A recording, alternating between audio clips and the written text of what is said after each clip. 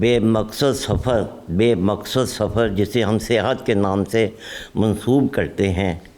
قرآن و سنت کی روشنی میں وضاحت فرما دیجیے۔ بہت اہم سوال ہے اور سچویشن کے اعتبار سے اور بھی زیادہ اہمیت اختیار کر گیا ہے۔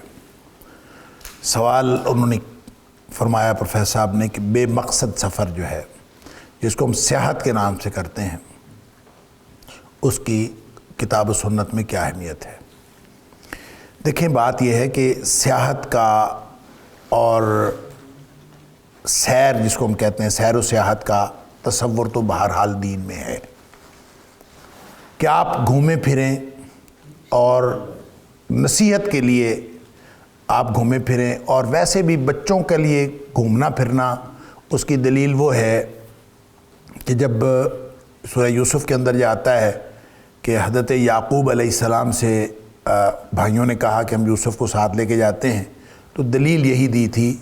کہ یرتع و یلعب، گھومے پھرے گا، کھیلے گا۔ اس کی تفصیل آپ لے سکتے ہیں، آج بھی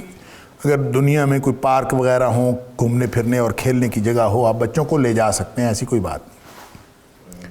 لیکن سفر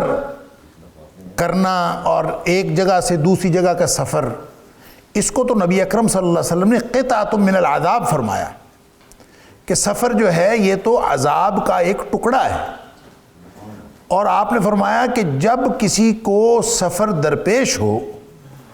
اور وہ جس کام سے اس نے سفر کیا ہے وہ کام ہو گیا تو فوراً واپس لوٹے، یعنی جس مقصد کے ساتھ سفر کیا تھا وہ مقصد ختم ہو گیا تو اس کو چاہیے کہ فوراً واپس آئے۔ کیا مطلب؟ خواہ مخواہ ادھر ادھر نہ گھومتا پھرے۔ یہ ایک بات گویا ان حدود کا تعین کر دیتی ہے کہ آپ نے اگر سفر کرنا ہے، اگرچہ وہ تفریح کے لیے ہو، اگرچہ وہ سیاحت کے لیے ہو، لیکن اس کا ایک محدود طور پر ایک ایسے ایریا میں یا ایسی جگہ میں جہاں پہ آپ کو کوئی خطرات لاحق نہ ہوں، جہاں پہ کوئی سفر قطعۃ من العذاب نہ ہو، اور نبی کریم صلی اللہ علیہ وسلم نے جتنی سفر کے بارے میں جو خوفناک باتیں بتائی ہیں، جو جس میں یہ شامل نہ ہوں، وہاں آپ یہ سیر و سیاحت کر سکتے ہیں، بالکل اس میں کوئی حرج نہیں ہے۔ البتہ یہ جو واقعہ ہمارے ہاں بہت ہی افسوسناک واقعہ کل ہوا ہے مری کے اندر، برف باری والا، اس کا کون ذمہ دار ہے اور اس کی کتنی اس کے پہلو ہیں، میں اس کی طرف نہیں جانا چاہتا۔ اللہ تعالیٰ ان فیملیز کو جو فوت ہوئے وہاں پہ، اللہ تعالیٰ ان سب کی مغفرت فرمائے، اور جو ان کے لواحقین ہیں اللہ تعالیٰ ان کو صبر جمیل عطا فرمائے، اور اللہ تعالیٰ ہمارے ملک کو ایسی آفتوں سے محفوظ فرمائے، اور جو بھی ذمہ دار ہیں ان ذمہ داروں کو وہاں جو انہوں نے کردار ادا نہیں کیا، اللہ تعالیٰ آئندہ ان کو یہ کردار ادا کرنے کی توفیق عطا فرمائے۔ یہ ایک الگ معاملہ ہے۔ اس کے لیے تو قرآن نے واضح طور پر ایک بات فرمائی ہے کہ وَلَا تُلْقُوا بِأَيْدِيكُمْ إِلَى التَّهْلُكَةِ، بھئی ٹھیک ہے آپ سیر و سیاحت کریں، اس شریعت کی اس میں گنجائش ہے، آپ اپنے بچوں کو تفریح کے لیے لے جائیں، لیکن جس تفریح کے اندر ہلاکت کا امکان ہو وہ تفریح نہیں ہوتی۔ آپ 1% بھی جہاں نقصان کا خطرہ ہو تو وہ تفریح نہیں ہوتی، نقصان ہے، وہ تو ایڈونچر ہے۔ جب آپ ایڈونچر کرتے ہیں تو اس میں جان جانے کا بھی خطرہ ہوتا ہے۔ لوگ یہ جو کوہ پیمائی کرتے ہیں، بڑی مطلب ایک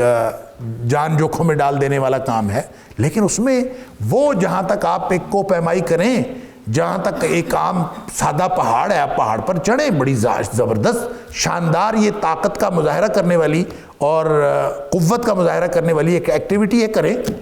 لیکن جہاں یہ معلوم ہے کہ اس چوٹی پہ آپ جائیں گے تو آپ کی موت واقع ہو سکتی ہے، تو اس کے لیے قرآن کا واضح حکم ہے وَلَا تُلْقُوا بِأَيْدِيكُمْ إِلَى التَّهْلُكَةِ، اپنے آپ کو ہلاکت میں نہ ڈال۔ اور ہمیں جب پتہ چلتا ہے کہ معاملہ ہلاکت والا ہے، ہم بھاگ کے جاتے ہیں کہ جناب ابھی تو مزہ آئے گا ہلاکت میں۔ جب بھی کوئی ایسی سچویشن ہوتی ہے تو شریعت نے بہت ہی متوازن ہدایات دی ہیں، بہت متوازن شریعت کا تصور ہے۔ اس لیے اس واقعے کو دیکھ کر یہ کہنا کہ سیر و سیاحت ہی شریعت میں منع ہے اور یہ منع ہونی چاہیے، ایسی کوئی بات نہیں ہے، یا یہ کہنا کہ ان میں کوئی حرج نہیں ہے، تو اپنی عقل سے کام لینا، جو اللہ تعالیٰ نے عقل دی ہے اس عقل سے کام لے کر سارے معاملات کو دیکھ کر جہاں 1% بھی خطرے کا امکان ہو وہاں پہ سیر و سیاحت نہیں ہوتی۔ وہ ایک مہم ہوتی ہے، مہم جوئی ہوتی ہے، اور مہم جوئی کرنا یہ دین کے لیے تو ٹھیک ہے، کسی بڑے مقصد کے لیے تو ٹھیک ہے، یہ سیر و سیاحت کے لیے صرف شوق پورا کرنے کے لیے مہم جوئی، یہ شریعت کے ویسے عمومی مقصد کے خلاف۔ لہٰذا سیر و سیاحت ضرور کیجئے، لیکن خطروں کا ادراک کر کے اور خطروں سے بچتے ہوئے، ایسی صورتحال خود ہی کوئی شخص نہ کریٹ کرے۔ اب دیکھیں لاکھوں لوگ اگر وہاں پہ پہنچ گئے ہیں جہاں ہزاروں لوگوں کی جگہ تھی، تو اگر یہ تو اللہ کی طرف سے وہ برف کا طوفان آ گیا، اگر وہ نہ بھی آئے تو وہاں پہ ایک عذاب بن جاتا ہے صرف زیادہ لوگوں کا آ جانا۔ بہرحال اللہ تعالیٰ ہمیں شریعت کی جو متوازن اور معتدل جو شریعت کی تعلیمات ہیں، اللہ تعالیٰ ان کے اندر رہ کر ہمیں زندگی گزارنے کی توفیق عطا فرمائے۔ واللہ اعلم بالصواب۔